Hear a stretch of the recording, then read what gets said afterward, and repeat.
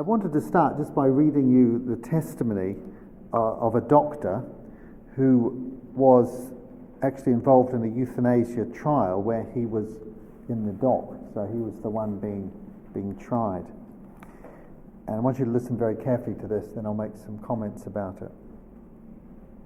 So he's speaking here now in his defense as to why he got involved. My underlying motive was the desire to help individuals who could not help themselves. Such considerations should not be regarded as inhuman, nor did I feel in any way it to be unethical or immoral. I am convinced that if Hippocrates were alive today, he would change the wording of his oath, in which a doctor is forbidden to administer poison to an invalid even on demand. I have a perfectly clear conscience about the part I played in the affair. I'm perfectly conscious that when I said yes to euthanasia, I did so with the greatest conviction, just as it is my conviction today that it is right. I wonder what you think of that.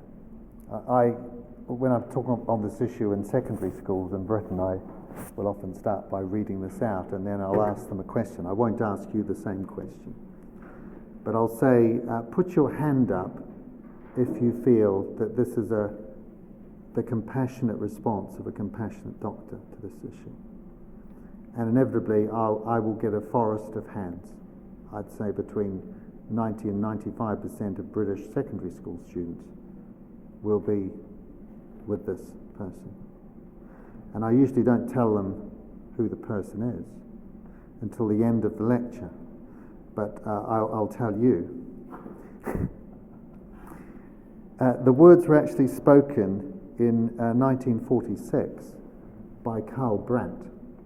And Karl Brandt was the German physician who was responsible under Hitler for orchestrating the Holocaust. Now, the trial at which these words were spoken was the Nuremberg trials, and he was on trial with 23 other doctors for his participation in events before the war in hospitals, but also for his involvement in Auschwitz and other concentration camps. And Brandt was hanged shortly after uttering these words, so you can see that the judges were not impressed by his defense. And what I'm about to start with telling you is history that most people aren't aware of, and even if you would have been to Auschwitz earlier this week and seen what happened there, hands up who has been this week, or yeah, okay. Then you won't have picked this up from the tour either, because it's not generally spoken of. But let me just give you another quote of a doctor, this time an American doctor, Leo Alexander, who was a psychiatrist who gave testimony at the trial in Nuremberg. And he gave his analysis in 1949 in an article which is well worth reading, called Medical Science Under Dictatorship. It was published in the New England Journal of Medicine. And what Alexander said was this: the beginnings at first were merely a subtle shift in emphasis in the basic attitude of the physicians. It started with the attitude basic in the euthanasia movement that there is such a thing as a life not worth living. This attitude in its early stages concerned itself merely with the severely and chronically sick. Gradually, however, the sphere of those to be included in this category was enlarged to encompass the socially unproductive, the ideologically unwanted, the racially unwanted, and then finally all non-Germans. So the whole point here is that what ended in the concentration camps of places like Auschwitz, Dachau and Treblinka in the 1940s had far more subtle and gentle beginnings in the early euthanasia programs of the late 30s, early 40s, and more importantly, in the ideological framework that was laid over a decade before that. So the point is that what gets whispered in philosophical ivory towers and universities in one generation gets shouted in the streets in the next, and gets written into public policy. So let's just trace back that history that's very seldom talked about. First of all, and people will argue that this came out of, we haven't got time to look into the details, but it came out of a kind of politicization of Darwinism, if you like. The survival of the fittest, or turn it around, the non-survival of the weakest. And when such an ideology becomes politicized, it means that the non-survival of the weakest then eventually becomes initially a choice and then eventually a public duty with the appropriate technology and systems to facilitate it. But so it built on that, it built on the views of philosophers like Hegel would be one example in the 19th century. But it had its real beginning, or real firm direction setting, with a book that was published in the 1920s by a philosopher and jurist in Germany called Karl Binding and Alfred Hock. Now I'm giving the English transliteration, I'm sure my German's not good. But the book had a rather peculiar title. It was called The Release of the Destruction of Human Life Devoid of Value. And what it argued was two things. Firstly, that there was such a thing as a life unworthy to be lived. And the German word that was coined, and again, I'm sure my pronunciation is poor, was Ballastexistenzien, literally human ballast, life unworthy of life. So that was the first principle, that such a thing as that exists. The second principle was that people who act to destroy such a life should be free from prosecution. So it was the release, the legal release from prosecution of the destruction of human life devoid of value. So that was where the ideology came, and during the 1930s there were a number of developments, but particularly a very effective very effective propaganda program. Now remember that Germany had emerged from the First World War, poverty-stricken, with considerable societal breakdown, needing to rebuild, and there was a strand of thinking that blamed this upon those people in society who were draining the resources. That included the disabled, the insane, those in institutions. And during the 1930s, the propaganda program even reached into the schools and medical schools. So people in the medical schools, the lecturers would go around showing films, and we still have these films, of people in insane asylums, particularly those who were the very worst, sitting in corners, not communicating, dribbling, lighted often from below with torches shining under the chin so that the whole face was in shadow. And the commentary that went along with it was that these people's lives are miserable, and it is a mercy to release them. So this is what medical students were subjected to.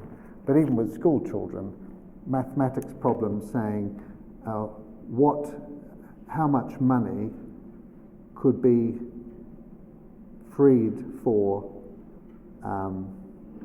the building of new homes if we didn't have to spend this amount on caring for the incurable, insane, and so on. So, and then they give the figure for each so that the students could work it out. And then the next step was a propaganda film that was produced in 1941. So remember, the war's just started at this point. And the English title of it was I Accuse, but it involved a woman with multiple sclerosis, a degenerative neurological condition, who wanted to die. Her husband was a doctor, and she begged him to help her. And so in the film, he gives a lethal injection to his wife, whilst another colleague plays soft piano music in a nearby room. And then he confesses the crime, he goes to court, and most of the film concentrates on the trial where he gives his defense. And it ends with him, the title I Accuse comes not from the people who are prosecuting this doctor, but actually it's his accusation towards everybody watching that he accuses them of lacking compassion for not supporting him in the decision he made. Now again, if you showed a film like that, there's been some very similar films just being produced by the French called L'Amour, which came out a couple of years ago with an almost identical storyline. And if you show a film like this, it changes public opinion. Now, what many people don't know is that the film was actually commissioned by Goebbels, and it was commissioned by Goebbels on the suggestion of none other than Karl Brandt, who we just talked about. So it was part of a program. Now, the euthanasia program began in 1939 when Brandt gave a lethal injection to a baby who was blind and deaf, and also had limb abnormalities, congenital abnormalities. And this was carried out under the auspices and with the full sanction of the Führer, and with the parents' consent as well. And that led to the setting up of a unit at an address known as Tiergartenstrasse 4 Tiergarten Street in Berlin. And what happened there was that a group of psychiatrists and pediatricians would look at the medical charts of children with disabilities that were brought to them. And on the basis not of any clinical assessment, but simply looking at the notes, they would make a decision whether to put a plus or a minus in the box. And so this is how the children's euthanasia program started in the late 1930s, and it led to 6,000 deaths of children. What followed then was the adult euthanasia program. And what drove this was that there was a need for accommodation for three reasons. First of all, there were German nationals coming back to Germany from abroad now that the war had started and requiring housing. Secondly, there were soldiers who'd been injured in the war who needed housing and hospitalization. And thirdly, on top of that, there were people who'd lost their homes in the bombing. And they calculated that they needed 60,000 beds quickly. And so again, this was very clinically calculated that they could release 6,000 ready-made beds by removing 60,000 patients from 6 major hospitals, of which the most famous was Hadamar.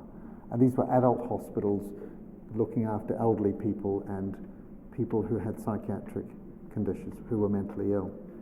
They wrote to the relatives, asking them to, in some cases, ask them to take their relatives home. When there was no response, they could see the coast was clear, and they started killing these people with lethal injections. They didn't realize it wasn't quick enough for their purposes, and they experimented with other means of killing, and that's how Cyclone B, the drug that was actually the gas that was used in the Holocaust, was developed because it could be done more quickly. But all the initial experiments were done using medical staff, doctors, nurses, and orderlies. That program came into its own in the early 1940s, and then the medical staff who'd been involved in it were then redeployed to camps like Auschwitz. So a desensitization program had already happened with these people. So when you arrived at Auschwitz and you came off the train and you walked up the ramp, and at the top there was a person who either went left or right to the work camp, or the 20% to the work camps, 80% to the furnaces. That person, at least in the initial stages, was a doctor, although wearing a Nazi uniform, and it was actually Joseph Mengele who was involved in that selection process. So there's the background. Now, chilling stuff, and it's all been very carefully documented, but we didn't hear anything about it on the tour the other day. You need 4 ingredients for this to happen. The first one is you need to have public opinion in favour, or at least not opposed. And the German population either didn't know, had chosen to ignore it, or they were convinced that actually this was a compassionate thing to do, at least in the early stages. The second ingredient is that you need a handful of willing doctors to be involved. And that they say that they said at Nuremberg that without the willing cooperation of sections of the German medical profession, the whole thing probably would never have happened. But by 1933, 6% of the members of the German medical profession were already members of the Nazi Party as well. So you don't need the whole profession, just a handful of willing doctors. The third thing is economic pressure. And we had that, of course, in the Depression after the First World War, which affected many countries around the world. But there's nothing quite like the economic pressure that war itself generates. And then the final ingredient is a law that allows it. Now, interestingly, in Germany, there was never a law passed to authorize euthanasia. It was just that people were not prosecuted. And this is probably the reason why those doctors who conscientiously objected didn't suffer any consequences. They were just allowed not to do it. And the flip side, of course, is that those who were involved were willingly involved. They were not coerced to be involved, in the same way that perhaps the SS were. We learnt on Saturday that there were 24,000 SS soldiers who refused to be involved at Auschwitz, and all of them ended up on the Russian front as a result. So there was coercion for them, but not for the doctors in the same way. So after the Second World War, really as a result of the involvement of the medical profession, the World Medical Association felt it was necessary to restate their historic oaths.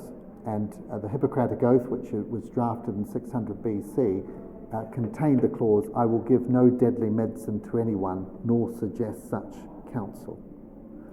And so it has for 2,000 years, not just in Judeo-Christian tradition, but as part of general medical Hippocratic tradition, that a doctor must never actively take the life of a patient. And so this needed to be restated, and they adopted a number of post-war declarations, of which the most famous was the Declaration of Geneva. And that says, I will maintain the utmost respect for human life from the time of conception, interestingly, until death. That was passed in 1948 and embraced by all the medical associations around the world. And then the International Code of Medical Ethics says, I will always bear in mind the obligation of preserving human life from the time of conception until death.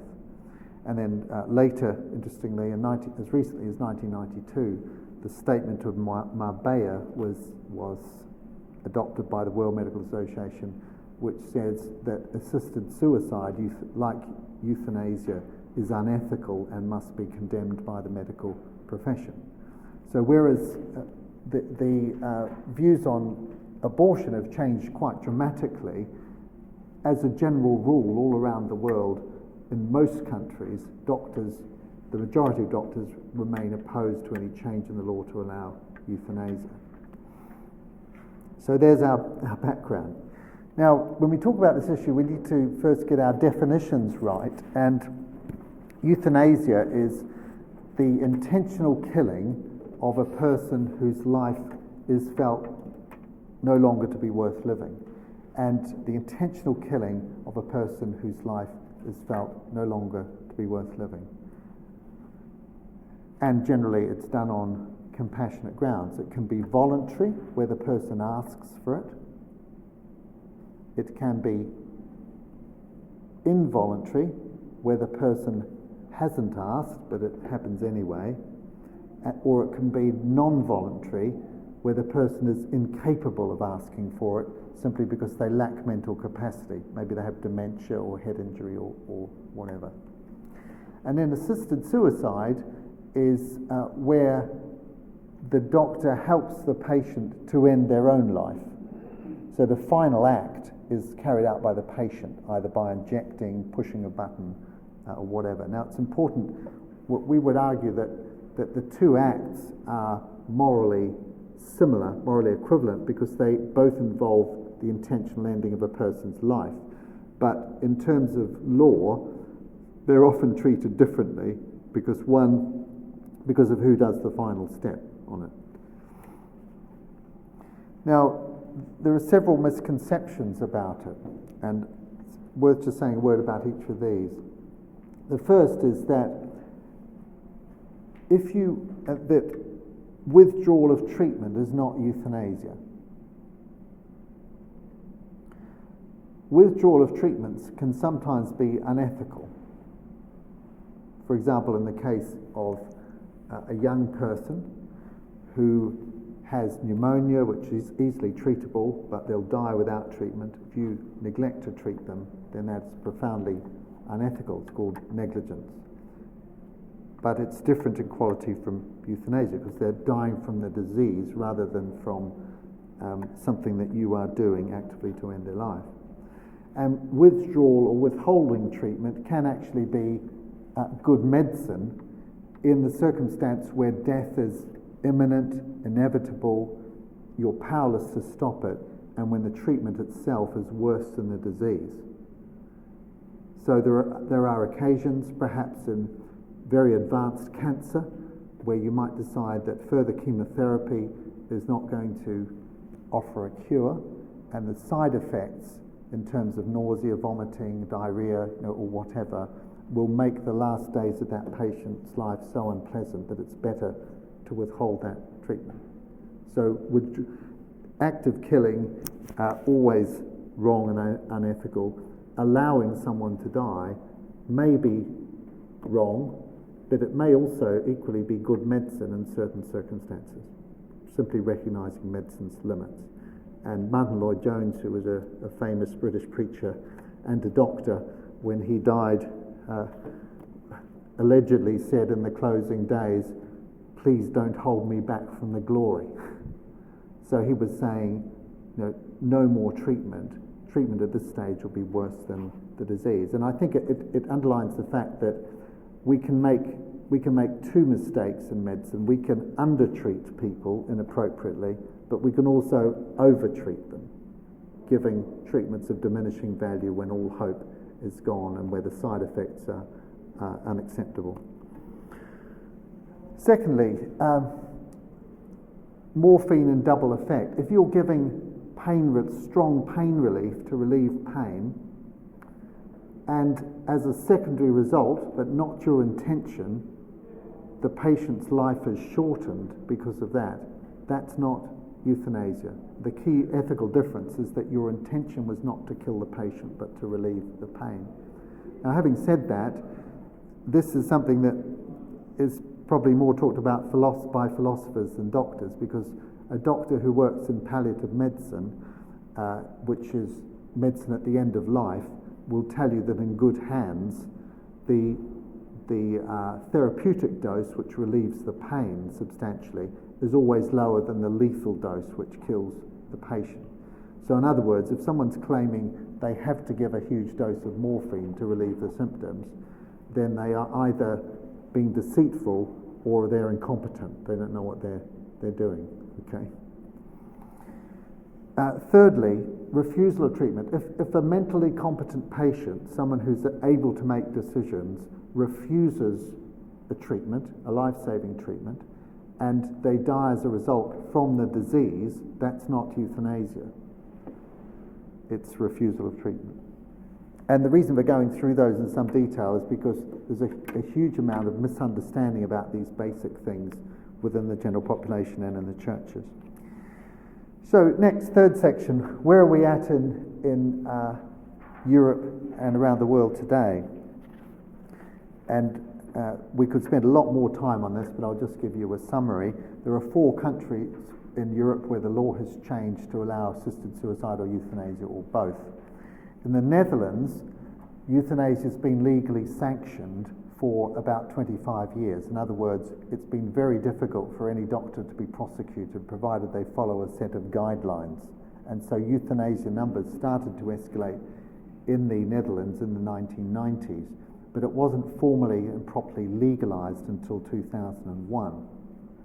However, since the mid-2000s, around 2005-06, there's been a steady escalation in the total number of cases, a 15 to 20% increase per year, and we're up around 5,000 cases per year at the moment, of which around 500 to 1,000 are involuntary. In other words, the patient hasn't requested it, even though that's against the law to do it in those circumstances. There's been extension to patients with mental illnesses and dementia. There are mobile euthanasia units which will which will go to patients' homes and carry out euthanasia, and under what's called the Groningen Protocol, named after a Dutch city where it was arisen, handicapped children can have euthanasia as well, despite the fact that that's against the Dutch law. It goes on, and there aren't prosecutions. In the Netherlands, both euthanasia and assisted suicide are legal. In Belgium, only euthanasia is legal, not assisted suicide. But again, it was legalised in 2001. And Belgium is really now the euthanasia capital of Europe, where things are moving much more quickly even than in the Netherlands. We've had a 500% increase in the number of cases per year since it first came in, from the first full year. And about a third of cases are involuntary, where the patients aren't asked, and there have been a lot of very high-profile cases around the world. A set of twins who were deaf and going blind, a woman with a mental illness, depression, who was killed, and just earlier this year, Belgium have legalised euthanasia for children with terminal illnesses as well. But we know that with adults, it's not just those with terminal illnesses who are being killed. In Luxembourg, both euthanasia and assisted suicide are legal, but the population is small, the numbers are small and difficult to obtain. And in Switzerland, assisted suicide has been legal for many, many years, but not euthanasia. And Switzerland is perhaps unique in that foreign nationals can go there, and this is why there's been so much publicity around the Dignitas clinic that's carrying out most of these cases. Again, there's been a 400% increase in the number of cases. So the general pattern we're seeing across Europe in these 4 countries is a steady increase in the numbers per year and an expansion of the categories from adults to children, from terminal illnesses to chronic illnesses, and from voluntary euthanasia to involuntary euthanasia, coupled with virtually no prosecutions at all. And in fact, in Belgium, the reason for that is very simple. It's that the person who chairs the committee which is overseeing the governance of the law is actually the leading euthanasia doctor in the country, the Dr. Distelmans. So we have a situation where he's been appointed to oversee his own activity. Well, we know in governance terms that doesn't really work. In other countries, there's pressure and bills. In the UK at the moment, we've got 2 bills before Parliament, one before the Upper House, House of Lords, and one before the Scottish Parliament, both of which will be debated this year. And we have a very high-profile court case involving a man with locked-in syndrome and 2 others who've joined him, and we're waiting for the Supreme Court judgment on that, which will come out any time now. So it's probably the UK that's the main focus now of this, But there's talk of a bill in France and in Germany, and there are other high-profile cases elsewhere, and there's no doubt that this pressure is going to increase. We have a group called the Euthanasia Prevention Coalition of Europe that involves people from all of these countries, and we meet regularly to compare notes and to act together and share information.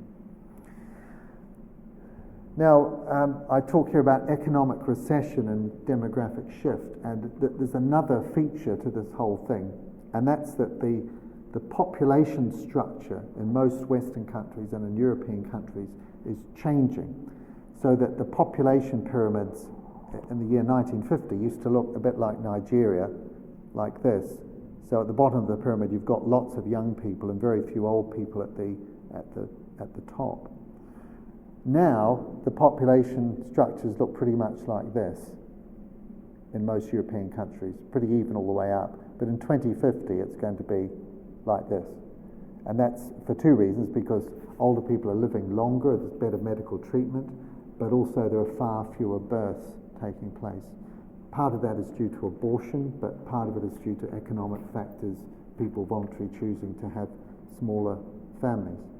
The other thing that's changing is that the percentage of people in the workforce is diminishing, so that now 2/3 of people in Europe are between the ages of 15 and 65, so they're in the working population, if you like. But by the time we get to 2050, the ratio will be 50%, so only 1 out of 2 will be in the working population. That means you've got a smaller number of people working to generate the finance to support those who are dependent either at the beginning or end of life.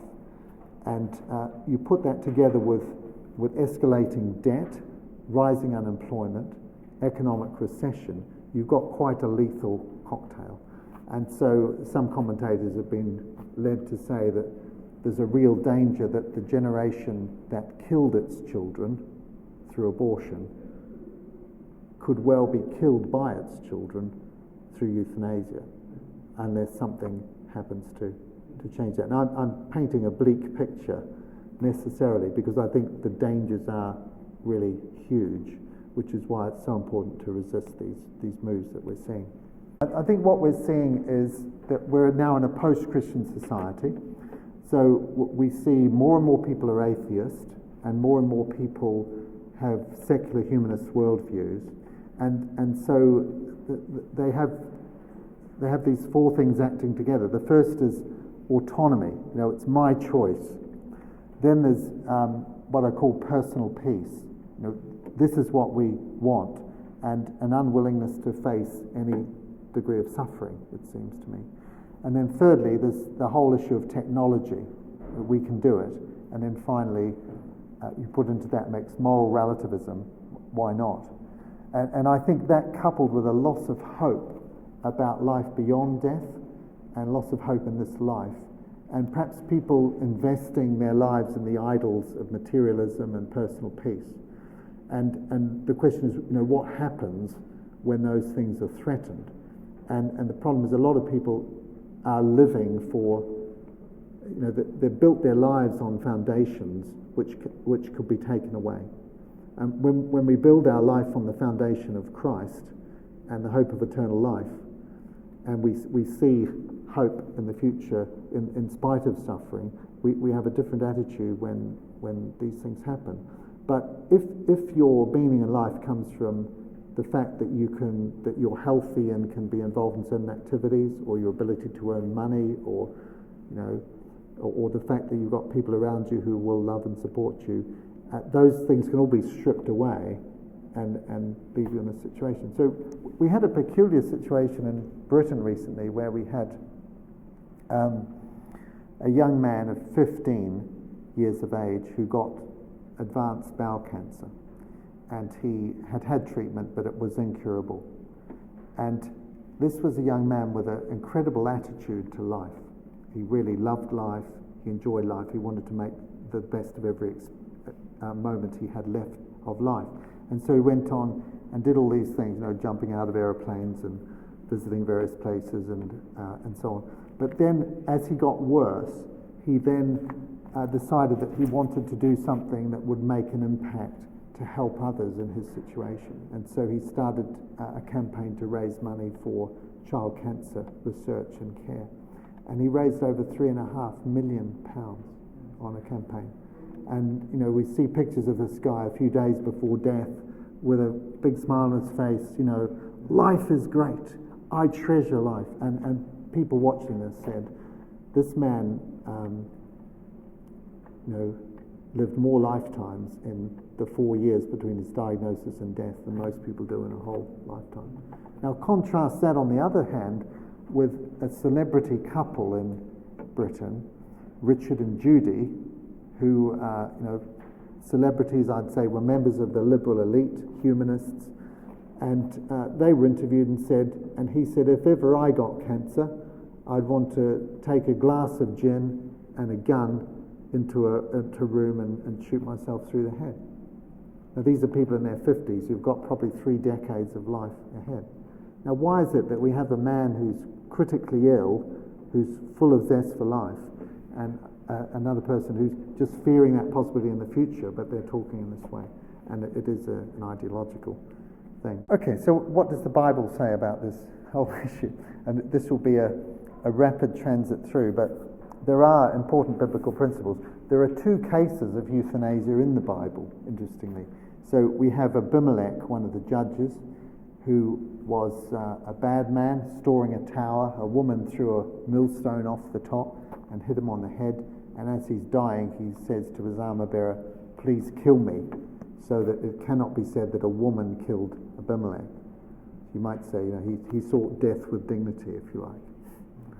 And then the other case involves Saul, who you remember at the end of his life was wounded in battle, and there are 2 accounts of his death, but in one of them he asks an Amalekite soldier to kill him because he's in great pain, so death for compassionate reasons. So we have these 2 cases. Of course, we can't base a case on narrative, but they're interesting. And so what we do is to look at the principles that are there in Scripture. And we see, first of all, this concept of the image of God, that human beings are special, they're unique, they're made in God's image, they're very precious because of that. And it's the image of God that's given us the reason, after the flood narrative in Genesis chapter 5, that human life can't be taken. And it goes something like this. If anyone sheds the blood of a human being, then they pay for it with their life, because human beings are made in the image of God, is effectively what it says. And that became the basis of the 6th commandment, you shall not kill. And if you look at the way the 6th commandment is expounded in the Old Testament and ask, well, what do they mean by kill? You have to look at the context in which it's used. But what it's talking about here is the intentional killing of an innocent human being. So that's to distinguish it from things like manslaughter, which is unintentional killing, from the killing of animals, which doesn't involve killing human beings, and the killing of people who are, if you like, legally guilty in the context of capital punishment or war or in self-defense. But the underlying principle is that the intentional killing of an innocent human being is always wrong, which is why there's so much in the Bible about the shedding of innocent blood.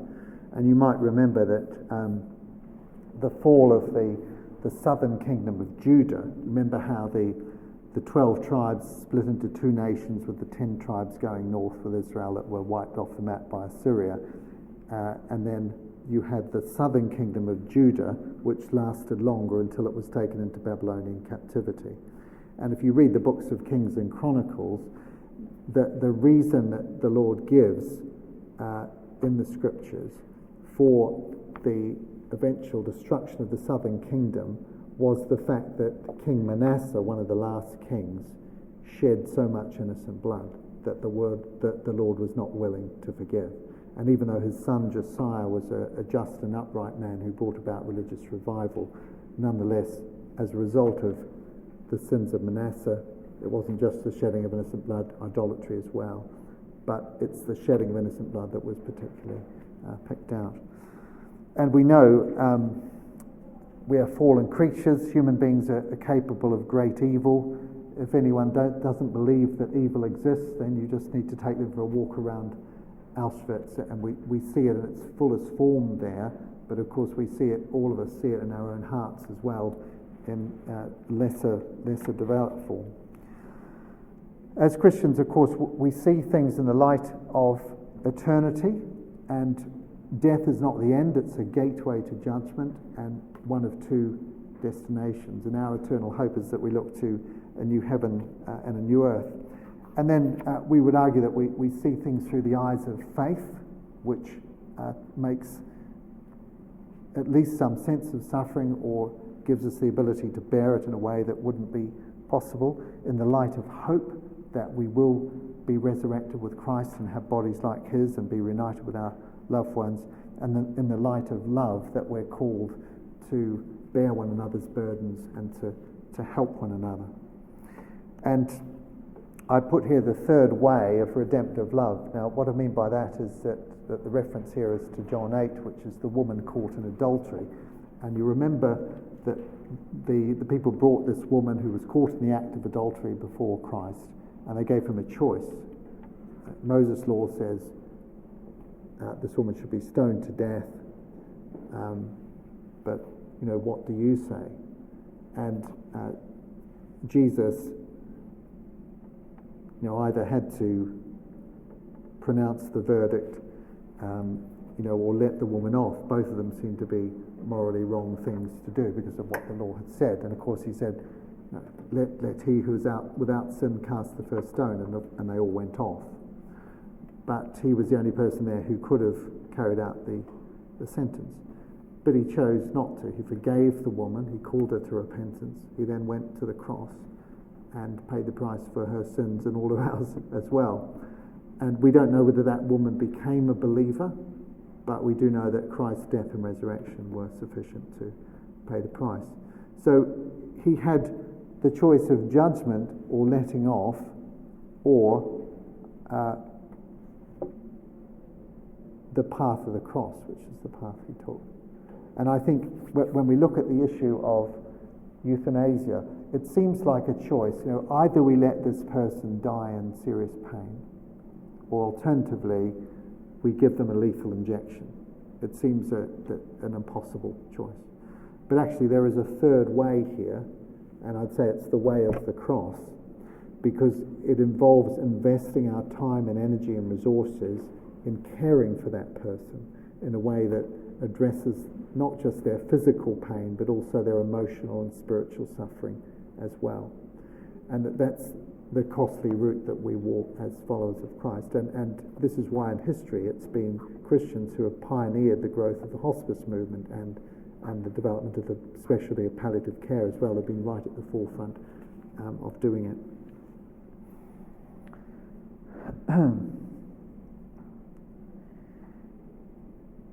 Now, I'll just skip the next section because I could come back to that in discussion, but I just wanted to talk about the arguments, because as well as being aware of the history and thinking this through from a biblical perspective, as Christians I believe that we have to be prepared to debate it in the public square and to talk to people in the churches and outside the churches about it. And so we need to have a handle on the arguments.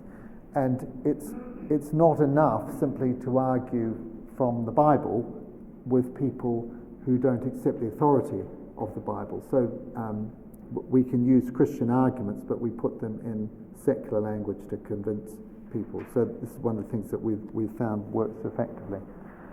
And there are three arguments for euthanasia. The first one is compassion, that it demands that it's a compassionate response. Of course, the response to that is to say that true compassion provides proper care for people, looks after them properly, and that if you look after people properly, they don't want euthanasia. And palliative medicine doctors will tell you that they could count on the fingers of one hand those patients who have ongoing persistent requests for euthanasia once they've seen that care is available. Second argument is autonomy. It's my choice, but we would argue against that there are limits to autonomy in a democratic society, that none of us has the right to do whatever we want to do, if allowing that would create risk or difficulty for other people. And the point is that if you change the law to allow euthanasia, you at the same time remove legal protection from vulnerable people. And so in the same way that we accept, even though we may think we're the best drivers in the world, we accept there are speed restrictions on motorways because the faster people drive, the more people get killed. And we will accept lining up at an airport and being searched and photographed and having all our equipment and personal possessions looked through, because we know that that is the price of knowing that we're all going to be safe on the aeroplane when we get there, particularly in a time of terrorism. So the point is that all laws restrict personal autonomy. And actually none of us really believe that there are no limits to autonomy. That's why we accept laws, because we believe that there's a trade-off between protecting the vulnerable many and giving liberties to the few.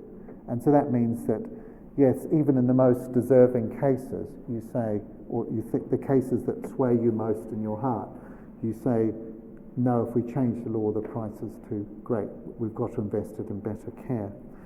And then the third argument that you hear sometimes is economics. We just simply can't afford to look after these people. Of course, the great danger of that is that it might cost thousands of euros to provide chemotherapy and hundreds of euros to provide good palliative care per week, but it only requires a handful of euros to buy a glass full of barbiturate or a syringe full of that. And of course, when you put that temptation up to healthcare providers or politicians, it's obvious which route they can go to save the most money, isn't it? And it was economic considerations that drove the Holocaust to a large extent. So those are the arguments for. The arguments against: number one, it's dangerous to change the law.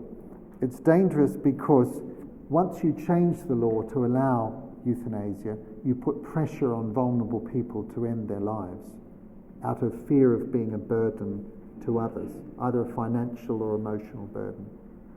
Because once the door is open to allow it, then particularly elderly people are going to think, I'm too much of a burden on others, it's my duty. And so the so-called right to die so easily ends up becoming the duty to die.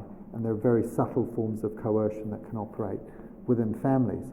And sometimes it's just an internalized sense of duty that people feel that they should do the decent thing and take it. Secondly, you get the problem of incremental extension, and we've seen that already in the Netherlands and Belgium, that once you allow it for a small category of people, you get pressure to extend those boundaries.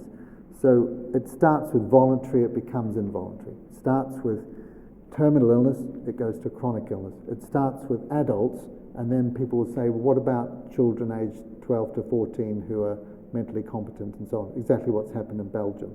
And so you get, extension, incremental extension. It's inevitable once you accept the principle. And the third thing is that safeguards in practice are unworkable, and we've seen those in all the European countries, because not only do doctors go up to the new law, but they go beyond it and they're not prosecuted, and so they then go further. And if we use the parallel of abortion, in Britain, for example, we have quite a restrictive abortion law, which, if it was obeyed to the letter, would result in about 2,000 abortions a year. But in fact, there are 200,000 abortions a year, and no doctor ever gets prosecuted. So about 98% of these abortions are illegal.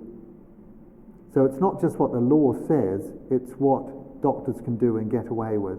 And you will always get a handful of people who get a taste for this and who will then push the boundaries. And whatever the law says, that they'll go ahead and say, well, I think this case is deserving.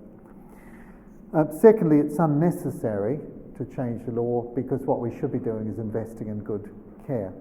And I think it was you earlier who was saying, here we are in these very rich countries. Of course, they're very indebted countries as well, so to some extent we're living in in fantasy because the debt is greater. But the point is, it's a really good question to ask. Why is it that there's a push for euthanasia in Europe, where we have excellent medical care, generally, and yet I worked as a missionary doctor in Kenya, in Africa, with subsistence farmers who had very little medical care, and I never met anyone who wanted euthanasia. They all desperately wanted to live. And I think what I observed is that they valued life in a way that people in the West don't. They had stronger communities and better reason for living, but they also seemed to be able to endure suffering in a way that perhaps we're not able to anymore in Europe. We've been too mollycoddled and looked after.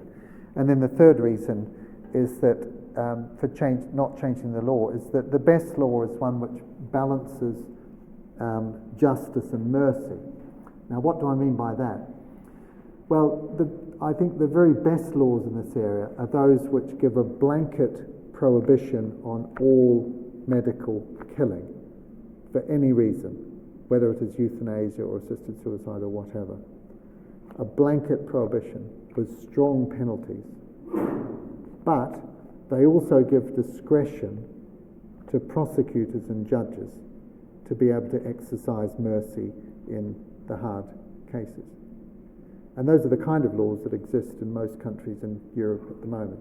So that if you get a really hard, desperate case that comes up, then the judge, the police will decide whether it's in the public interest to go ahead and prosecute, and if a prosecution takes place, the judge will be lenient in giving sentence because they will exercise compassion. But once you change the principle, then the whole thing gets out of control. That's the argument. Okay, so just very quickly then, how do we respond? Well, I think there are four key battlegrounds in this area. The first is in Parliament, stopping laws which will erode freedoms. Secondly, within the institutions, and particularly the medical profession, one of the major things stopping the legalisation is medical opposition. And I think the reason that the Netherlands legalised euthanasia, I think one of the main reasons is that the medical profession did not object to it. In fact, they actively backed it. And the most dangerous places in the world with regard to new legislation are places where the medical profession is weak. So probably the most critical place in the whole world presently is the province of Quebec in Canada. And the reason it's so dangerous is because the medical profession is very weak there in their opposition. And in Britain, even though we've had incredible pressure to change the law, the medical profession up until this point has remained strongly opposed, and that's a major reason for Parliament to think twice about changing it. The courts, because it doesn't matter what the law says, the courts have to uphold the law, and if they don't, you will get extension.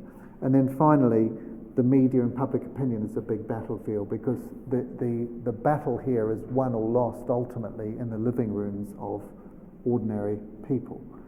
And what happens in the media and arts and entertainment has a profound influence in changing opinions, just as it did in Germany back in the 1930s. So we need to educate Christians to think through this. I'm encouraged that you've come to this seminar and see the importance of it. But many people in the churches have never really addressed this issue deeply, and many preachers don't talk about it. Inspiring stories of hope, I think, make a huge difference, of people who've had good care, who've changed their minds. We've had a campaigner in Britain who, a lovely Christian lady with very severe disabilities, who just died last December. She was promoted to glory. But she went through a long period of being suicidal before she was converted, and in her early Christian years as well. And her testimony was always that if the law had changed at that time, she would have made use of it. And she would have then missed the 10 best years of her life, she said, because it was actually learning to come through the suffering, and she ended up investing in and working in a charity which cared for disabled children in India. Became the new meaning and purpose in her life, and She was a wonderful, radiant, joyful Christian who endured great suffering and yet was an inspiration to people. So I think inspiring stories help. Organised opposition, and what we had to do in the UK was establish what we call a co-belligerent alliance, as I've said, and it was realising that in order to fight this, we can't combat it just as a very small Christian group, but we have to involve others as well. And so we set up a coalition which brought together evangelical groups, Catholic groups, other faith groups, even Muslims and Hindus who were all opposed to this as well, doctors and other professionals, and perhaps even most importantly, disability rights groups. So these were people who weren't necessarily with us on other issues and didn't share our faith, but nonetheless were very concerned about this, and we found that it was much better to fight these issues standing together with them in what Francis Schaeffer would call a co-belligerent fashion.